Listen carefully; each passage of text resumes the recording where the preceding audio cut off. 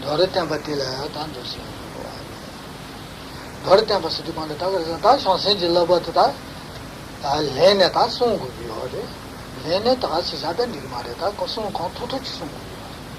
That's a Jatamoson to Calacabri, Somatune, Jayo, Sabachin, Tayaji. Sabachin, Taya, Tibataya, Yabati, Sanjay. Mason and Nimi, Sanjay Kisum. Nika Sanjay is Rangi from Bayanta. She Dembayan, Nika Dembayan. She Mediana Nikamaki, to the Ichimatoya. Mason and Nimi, but the Dembayana, Shabachin and Taji over there, Dembayan, the Son King. Janati, Chinika, not to check with. Jeddah, so Todi Allen, Yahuch, Loboson, we had to carry Yahuchima, Hakuba Jeja. Hakuba Jena and the Lamotala Ajune, Yahuchima Hakubache, here Sanchez and the Denet in the Sunday Bomb, Palo, the Sunala and the Kandikandi of the Ba. Other Tennessee would be less than that and what it is. Lors du précédent enseignement, Karen Botti a parlé donc de la manière de prendre les engagements de Bodhisattva. Et ce que nous allons voir donc ce soir, je m'excuse, je ne peux pas parler très fort parce que je suis malade et donc j'ai la voix affectée. Et donc ce que nous allons voir ce soir, c'est la manière d'observer ces engagements une fois qu'on les a pris. Et donc sur cette explication, donc il y a deux grandes divisions. Une division donc générale sur la manière d'observer les engagements de Bodhisattva et une division sur disons les explications plus particulières et plus spécifiques sur l'observance de ces engagements de Bodhisattva.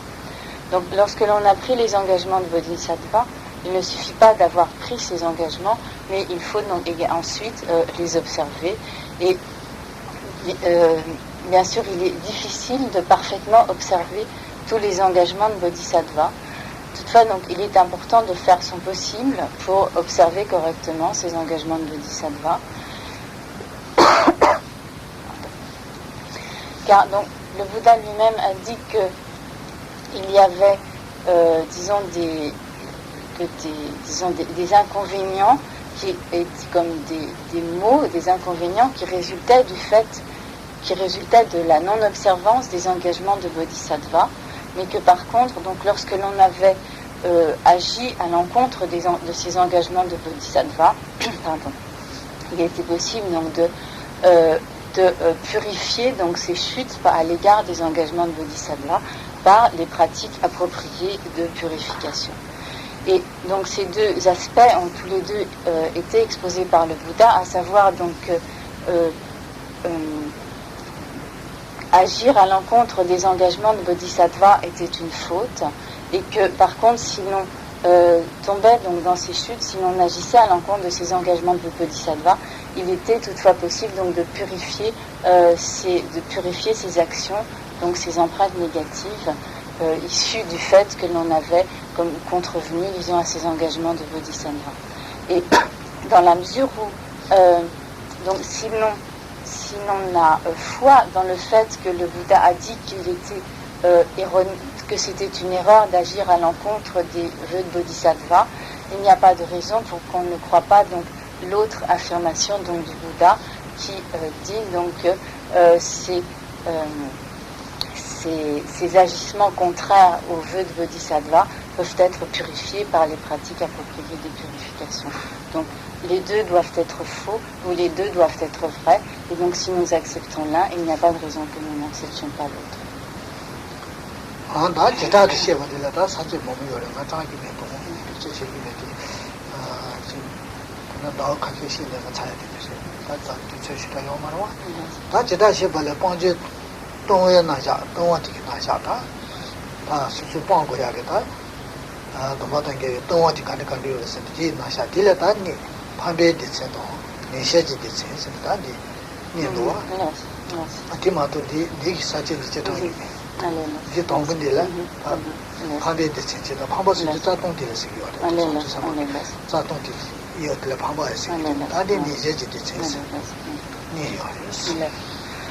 Et Donc à propos des explications spécifiques ou plus particulières sur la manière d'observer donc les engagements de Bodhisattva, Karen Rinpoche ne rentrera pas dans le détail du plan, donc de toutes ces explications, car donc le peu de temps qu'il lui reste ne suffirait pas. Et donc il va résumer les points essentiels. Et donc nous allons voir tout ce qui concerne donc les chutes à l'égard donc des engagements de Bodhisattva. Et parmi ces chutes, donc nous verrons qu'il y a les chutes ou les fautes principales et les chutes ou fautes secondaires.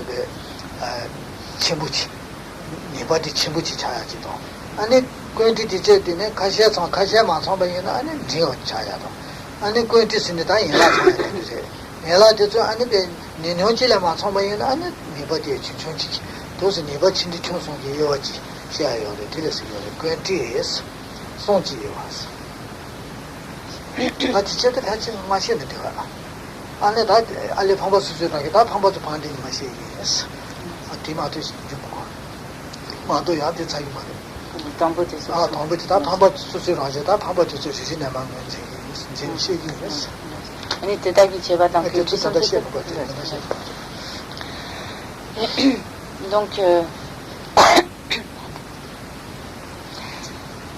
à propos des chutes principales, Karen Rinpoche va donc énumérer ces diverses chutes principales. Et en fait, il avait commencé à donner une présentation des subdivisions suivantes, mais il préfère revenir sur cette présentation donc, ultérieurement, et il va donc aborder l'énumération des chutes principales. Donc, qui est appelée donc, dans le plan donc, les explications sur la nature des chutes principales.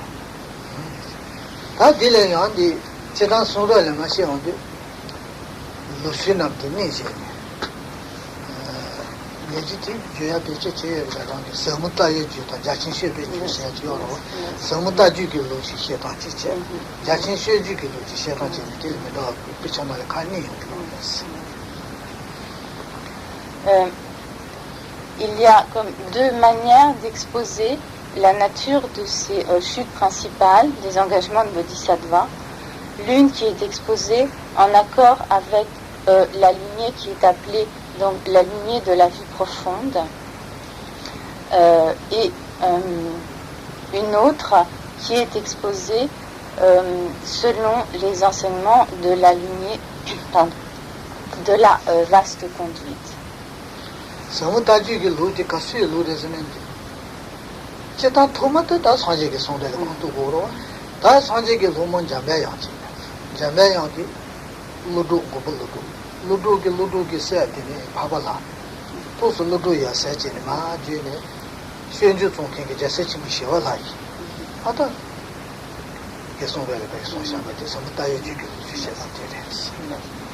Donc, l'exposé qui est en accord avec les enseignements de la lignée de la vie profonde, donc remonte bien sûr également initialement aux enseignements du Bouddha, mais il passe donc par la lignée de transmission donc du Bouddha à Manjushri, et de Manjushri à Nagarjuna, de Nagarjuna à Aryadeva, et d'Aryadeva à Shantideva. Et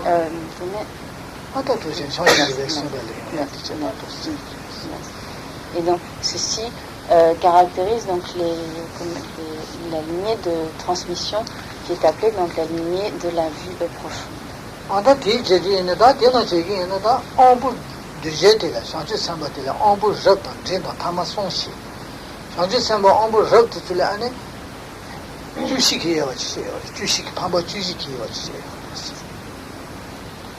Et donc à l'intérieur des enseignements de cette lignée,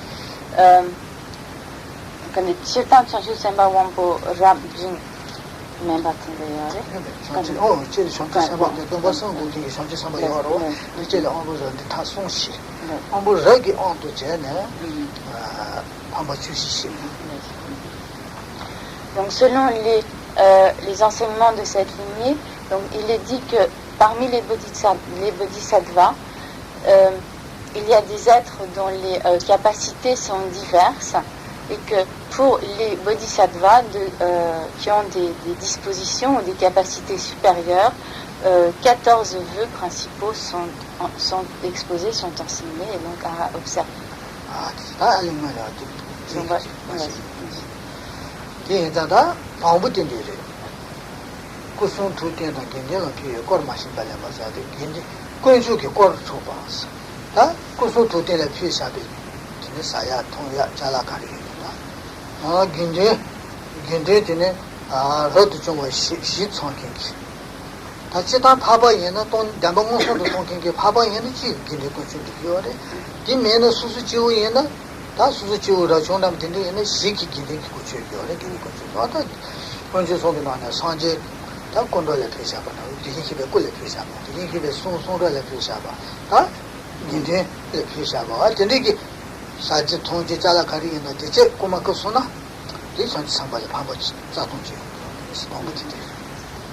Donc selon cette tradition, la première des chutes principales des engagements de bodhisattva consiste à voler les biens qui ont été offerts au triple joyau.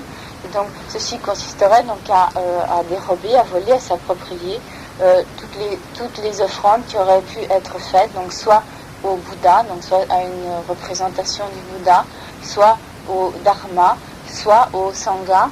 Et donc à ce propos, Khyalen Rinpoche rappelle que le Sangha peut être représenté donc soit par une assemblée de 4 bhikshus, de 4 moines complètement ordonnés, ou s'il s'agit ou bien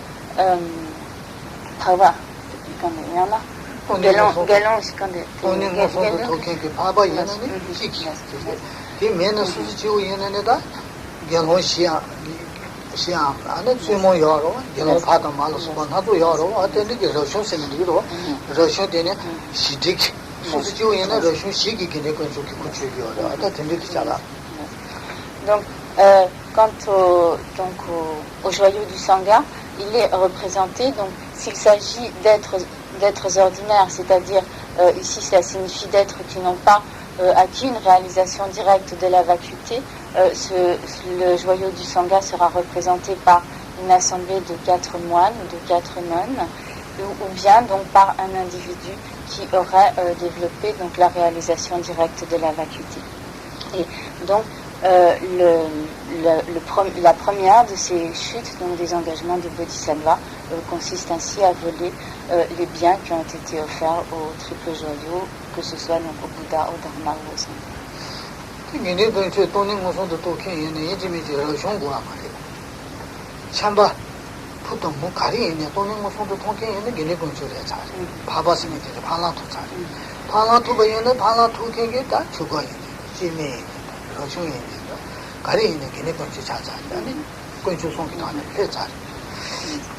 Pour faire partie de ce qui est appelé le joyau du Sangha, il n'est pas nécessaire d'être un moine ou une nonne, mais à partir du moment où l'on a développé la réalisation directe de la vacuité, dès l'instant donc où l'on a obtenu cette réalisation directe de la vacuité, on devient donc le joyau du Sangha et on fait partie donc de toute cette communauté, disons, des êtres qui constituent le joyau du Sangha.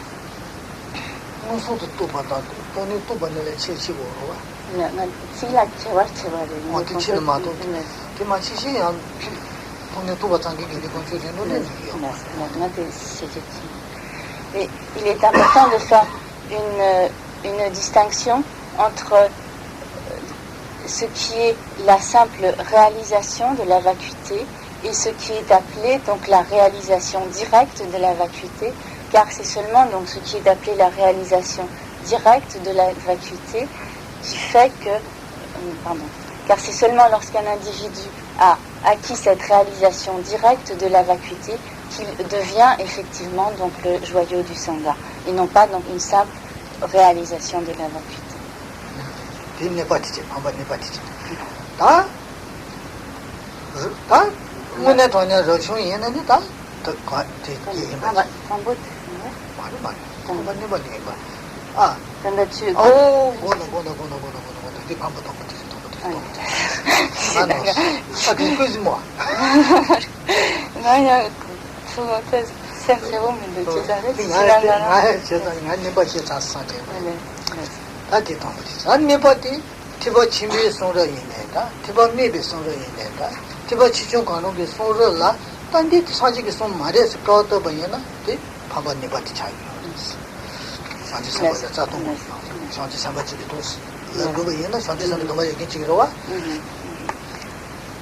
La deuxième chute principale des engagements de Bodhisattva consistera donc, lorsqu'on a pris donc ces engagements de Bodhisattva, à déclarer ou donc à affirmer que qu'il s'agisse donc des enseignements du petit véhicule ou qu'il s'agisse des enseignements du grand véhicule, que ces enseignements n'ont pas été exposés.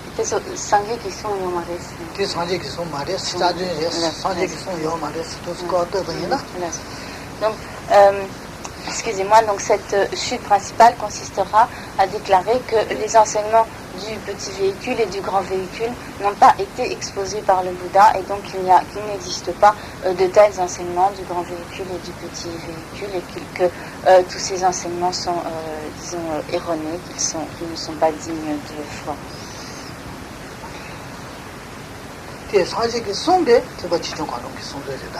마또 산제기 마송베 다마기 용기 말아와 넘바 산제 발레 산제기 마송베 티미지 송데 티치기 송데 용기 말아와 마또 산제기 송샤베 티미기 송데 이네다 티치기 송데 이네도 딘디지레다 수수기 만데 수수기 만데 캘리 만데 나나 만데 산제기 송요 만데 수수 자제 시오려 아다 도스가 다 딘디 사송와 아 로쇼기 다예 바장지 다 로드 중앙 문에 예나다 이마지 디메네 로쇼기 다 시디 도스 다 차루 잠바 장기 생체라 아 네버자야게 생기 네 생기 온게가 될래 네버자서나 네버치 좀 간디지 않는다 상제 3번이네 자동 Sumbat.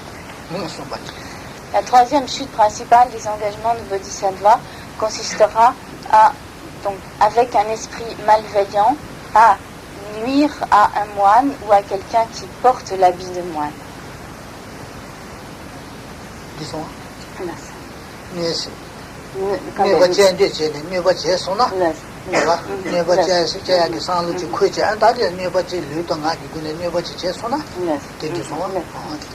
Donc il s'agisse d'une malfaisance qui soit réalisée par la parole ou par le corps.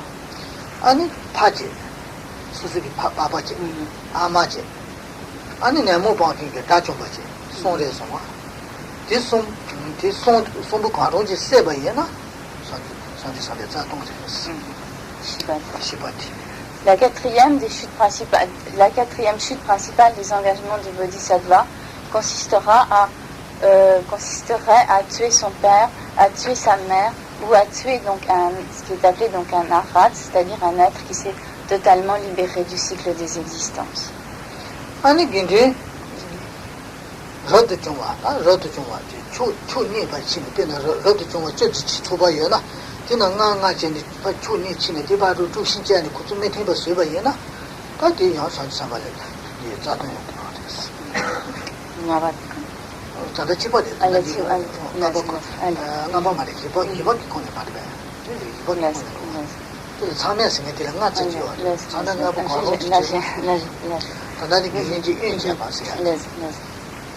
Et donc, à l'intérieur de cette quatrième, c'est ça, cette quatrième chute principale, donc des engagements de Bodhisattva, il y a également donc l'attitude qui consisterait à créer des dissensions à l'intérieur d'une assemblée, d'une communauté monastique, ou à créer, disons, un schisme dans le sangha ou dans une communauté monastique. Ou simplement donc à susciter donc de l'animosité et des dissensions et une scission à l'intérieur d'une communauté monastique.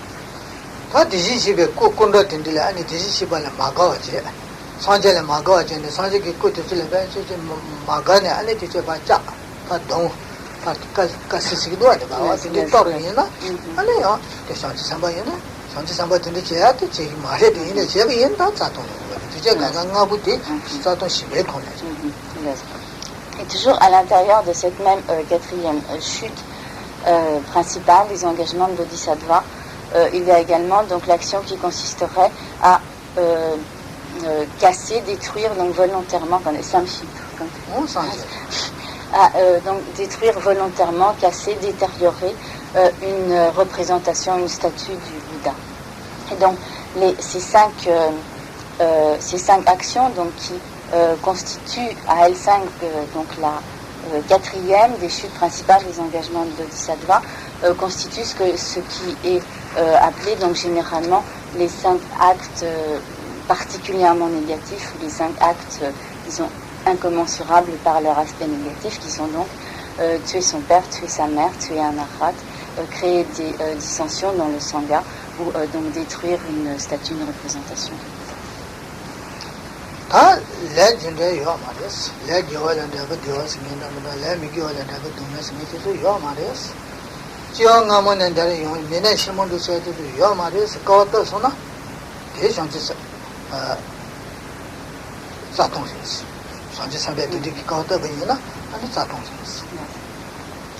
La chute suivante des engagements, chute principale suivante des engagements de Bodhisattva consisterait donc à affirmer des vues fausses, telles que à affirmer que la loi du karma n'existe pas, qu'il n'y a pas donc de résultats favorables des actions positives, de résultats négatifs des actions négatives, qu'il n'y a pas de cycle des existences, qu'il n'y a pas de naissance passée, de naissance future, etc.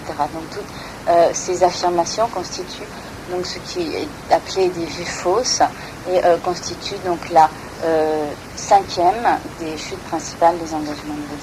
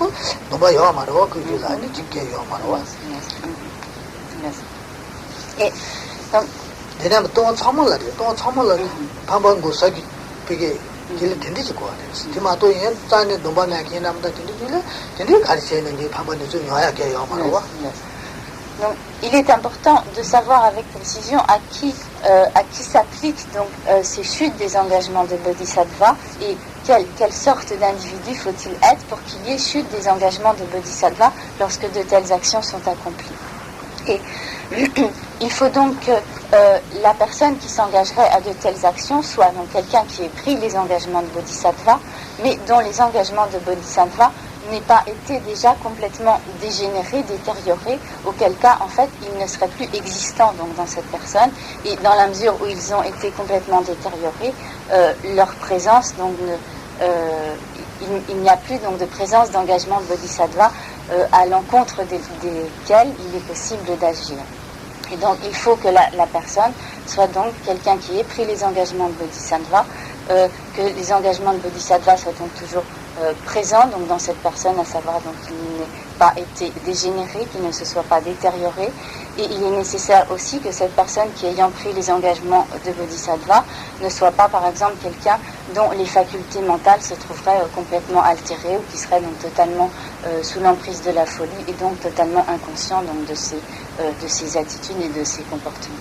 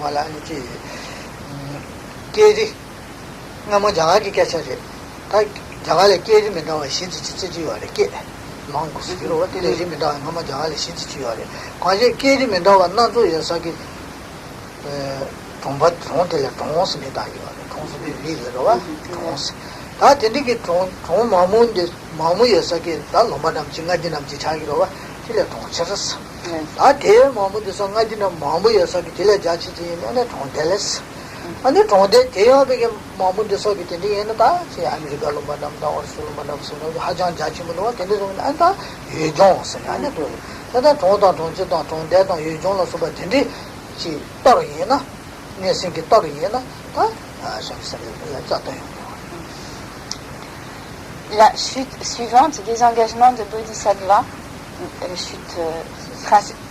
la sixième, merci, je ne savais plus où on en était, donc je ne m'étais pas risquée. Pardon. La sixième chute principale des engagements de Bodhisattva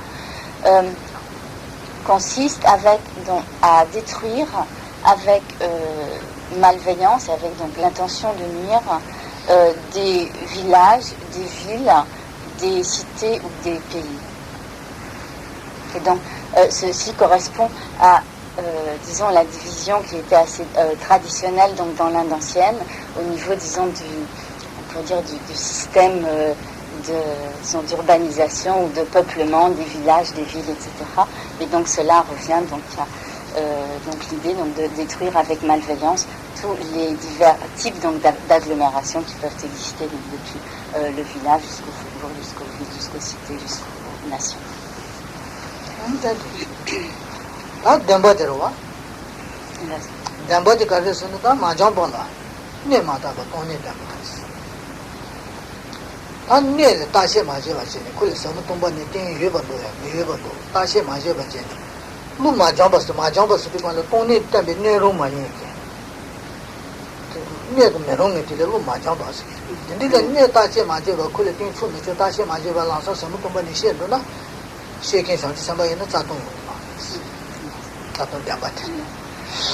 La septième chute principale des engagements de Bodhisattva consisterait à enseigner la vacuité à un individu dont l'esprit n'est pas préparé à recevoir cet enseignement et qui donc qui de ce fait n'est pas comme un réceptacle adéquat à recevoir donc cet enseignement sur la vacuité. Ceci reviendrait donc à ne pas examiner les dispositions d'esprit d'un individu et à simplement donc lui enseigner sans aucune précaution la vacuité, alors qu'en réalité donc il ne serait pas un réceptacle adéquat à ces enseignements.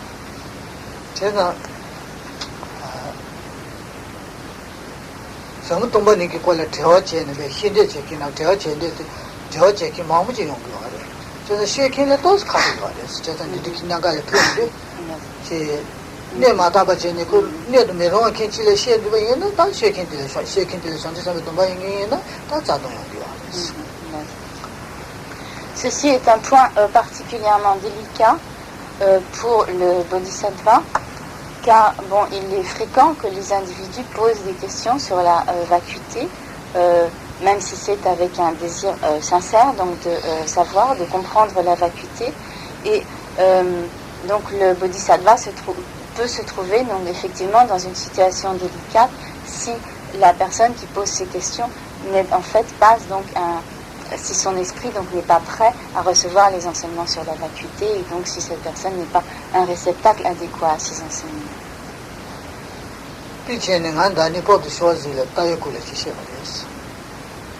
Tishi di wale chiki tewa chene, ani shona dindu lani minga ka nyumba chaya ki ninga yore se, nga di lao desi. Didi nga le shina chongs, ao ta, chi, tosi she me romba le ta, ko nedo me romba ta sebi tingi yore se. Ko nedo ma romba yenza ta chi du jare, dindi she minga ka nyumba le vide san kui di tingi yore, teni kui lao le nga le. Didi nga ya ta, nga mi mamu chi le kui sunyo ta romba ro, ta chi togi ma ro wa, cheda didi nga shina le tosi chi chene. Et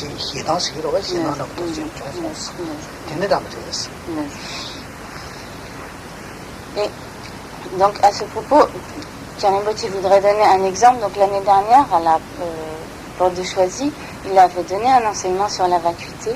Et lors à la fin donc, de l'enseignement, lorsqu'il y avait une session donc, de questions, quelqu'un a posé une question en demandant mais si ce que vous dites est vrai, donc il y a le risque que tout le monde devienne fou, enfin quelque chose comme ça. Il y a effectivement le risque donc de sombrer dans la folie avec de tels raisonnements. Et donc en entendant cette question ou cette remarque, Pierre Rimbaud effectivement a pensé à ce moment-là que vraisemblablement cette personne n'était pas un réceptacle adéquat aux enseignements sur la vacuité, en ce sens que son esprit n'était pas prêt à recevoir les enseignements sur la vacuité, puisqu'il pouvait donc l'entraîner dans ce genre de conception et d'idées. Mais dans la mesure où effectivement Pierre Rimbaud donnait à ce moment-là un enseignement public, il n'avait pas donc la possibilité, le loisir de juger donc distinctement parmi les participants qui pouvaient être donc disons aptes à recevoir ces enseignements et qui ne l'étaient pas. Mais donc en entendant cette remarque de cette personne, Pierre Rimbaud effectivement a été inquiet et soucieux de constater que vraisemblablement cette personne n'était pas apte à recevoir ce type d'enseignement.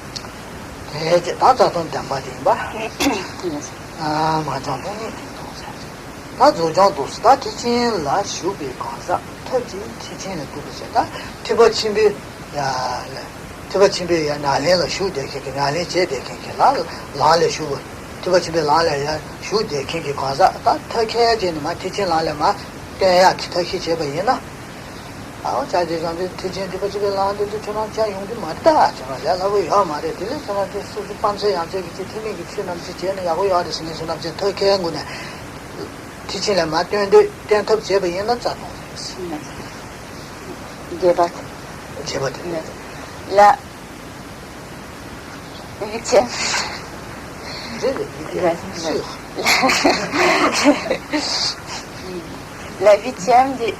La huitième chute principale des engagements de Bodhisattva consisterait à faire se détourner du chemin du Mahayana un individu qui se serait donc engagé sur cette voie du Mahayana, sur cette voie du grand véhicule. Et cela consisterait par exemple à décourager cette personne à l'égard des pratiques du grand véhicule, en lui disant par exemple mais tu n'y arriveras jamais, c'est beaucoup trop difficile, tu devrais pas pratiquer le petit véhicule, c'est beaucoup plus facile, etc. Et ainsi donc par toutes sortes de moyens habiles, s'efforcer donc de détourner cette personne donc de la pratique du Mahayana.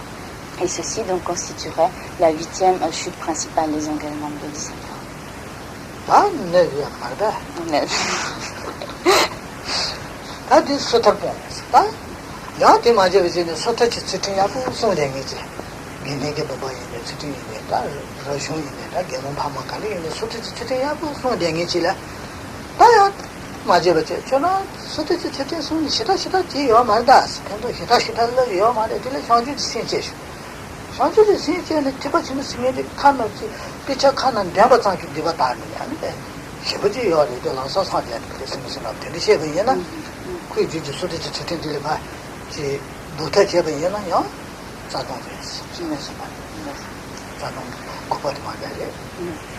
La neuvième chute principale des engagements de Bodhisattva consisterait à détourner quelqu'un de la pratique de l'éthique ou à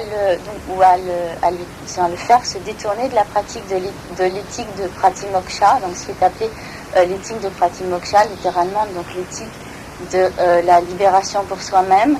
Et c'est donc l'éthique qui inclut donc tous les vœux monastiques, donc l'éthique des vœux monastiques, également donc l'éthique des vœux de fidèles laïcs, etc., donc des vœux d'Upasaka. Et donc cette chute principale consisterait à décourager donc un individu de cette pratique de l'éthique des vœux de pratimoksha, en disant par exemple que tout cela est comme sans grande importance et qu'il vaut beaucoup mieux par exemple lire les textes du grand véhicule, réciter donc les enseignements du grand véhicule, que cela apporte beaucoup plus de bienfaits et que tout ce qui concerne donc l'observance de l'éthique de pratimoksha peut être complètement négligé et ainsi donc détourner un individu de l'observance des vœux de pratimoksha. Donc ceci constituerait la 9e chute principale des engagements de Bodhisattva.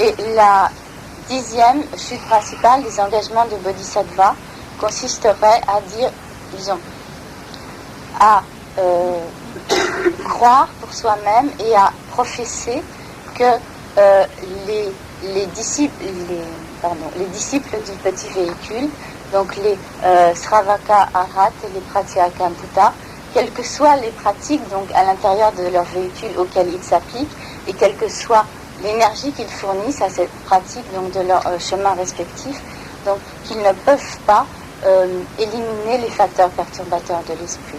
Donc être soi-même convaincu de cela et l'affirmer constitue donc la 10e chute principale de l'engagement de Bodhisattva, donc affirmer que les Pratyeka Buddha et les Sravaka Arhat ne peuvent pas éliminer les facteurs perturbateurs de l'esprit.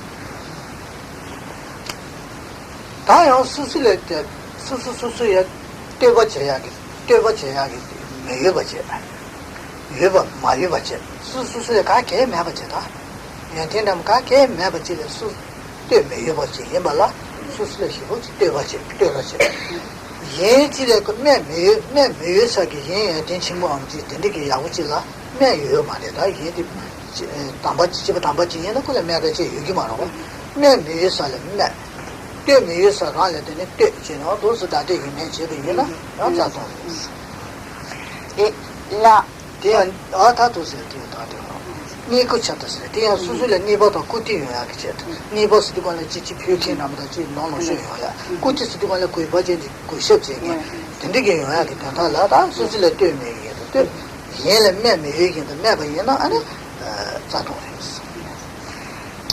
la 11e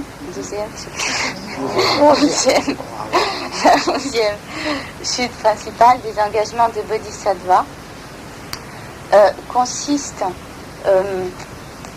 par attachement à l'obtention de biens ou par attachement donc au respect et à la vénération d'autrui, à se louer soi-même de qualités dont on est dépourvu et à critiquer ou dénigrer les autres alors qu'en fait ils sont dignes d'éloge.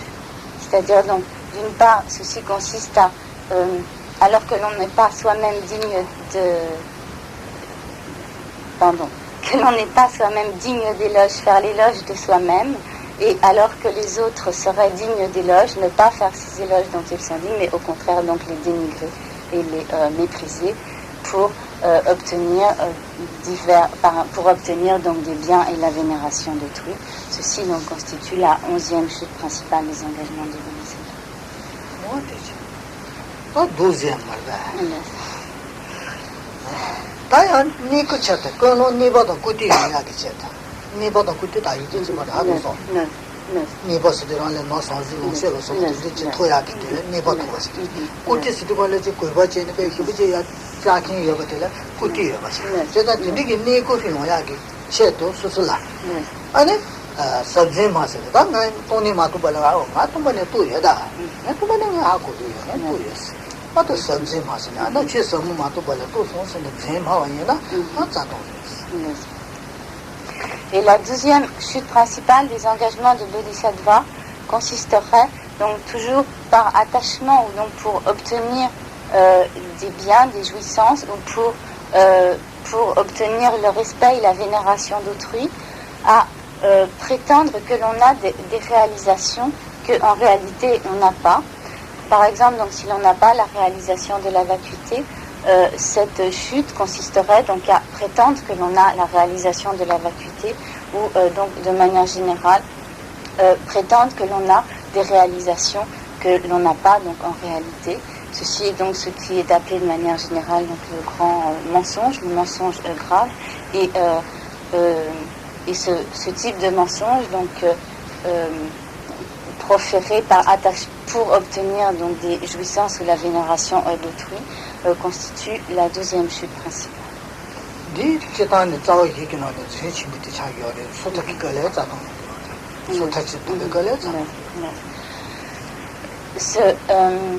Ce type de mensonge donc qui est appelé donc le mensonge grave, le grand mensonge, est également donc une chute dans l'éthique de Pratimoksha.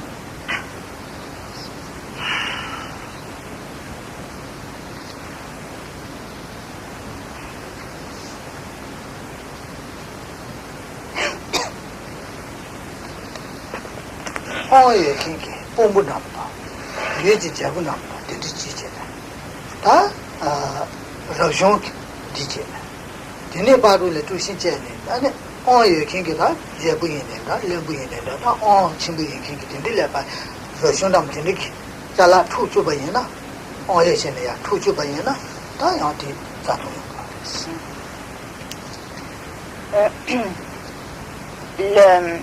La chute suivante, la 13e chute principale des engagements de Bodhisattva, qui est Tujin Chen. Tujin Chen,